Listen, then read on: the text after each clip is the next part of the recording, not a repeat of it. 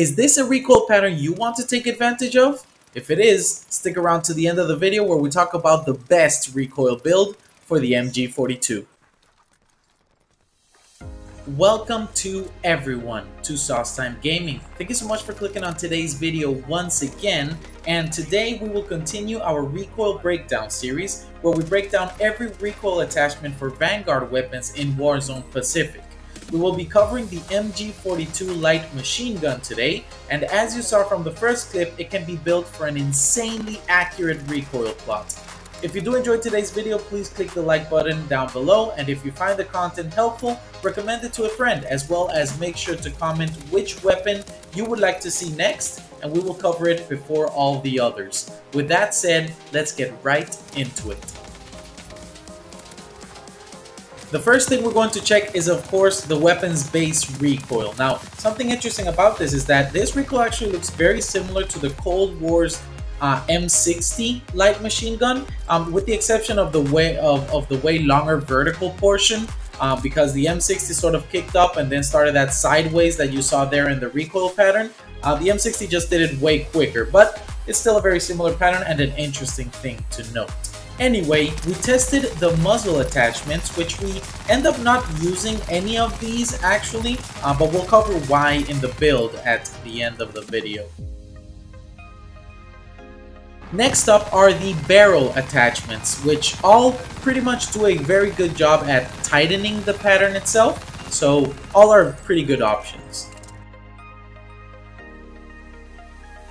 Our testing continued with the underbarrels, which we only currently have 2 underbarrels that control recoil, which is kind of crazy, you know, coming from, you know, Cold War and Modern Warfare where we had so many, but currently we only have 2. Now, there are 6 different grips that control recoil in some shape or form, which is pretty interesting to say the least, but we tested those as well. We tested the recoil control for the 4 different stocks that we currently have for this light machine gun.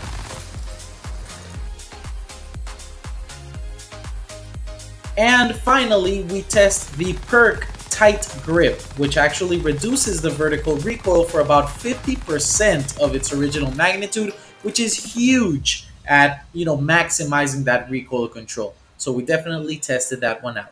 And now we reach this beautiful recoil pattern that I showed you at the very beginning, and I want to share that setup with you now. So based on all the testing, the best MG42 setup is pretty much the one you have on the screen right now, the MX silencer, and this is just because you could use the Mercury to get even more recoil control, but in all honesty, you're getting an extremely easy to control recoil pattern, which pretty much loses all recoil at a certain point. And you lose out on damage range here, which I personally don't like to lose out on that. So I prefer the MX silencer. It does affect your aim down sight speed, but it's really negligible at this point.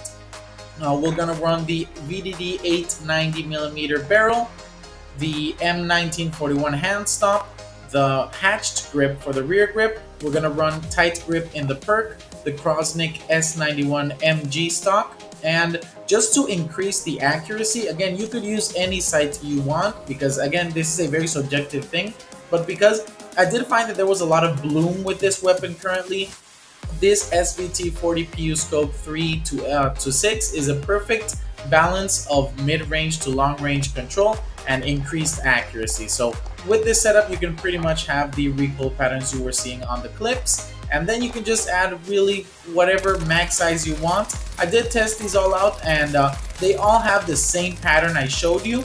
Just in the case of the anti-material rounds, it just increases the initial kick of the recoil vertically, and then it just kind of loses all recoil horizontally, as you saw before. So you can do whatever you want. If you want to have fun, you can run a 250 round box. This will just pretty much extend your horizontal recoil, which, as you saw, was pretty negligible. So yeah, have a ton of fun with it. Run whatever ammunition you want. I run lengthened here. Magazine, I'll probably run 250. It's really fun to run. But if not, I'll just leave it at the 125. You could run fully loaded here just because you want to maximize on that. You could also just run maybe on hand if you want that equipment dexterity, but I would likely run the fully loaded, and then the magazine is probably something I'll spice up depending on the game mode I am playing, have it be solos, duos, trios, or quads. So yeah, there you have the setup. And there you have it, the recoil breakdown for the MG42.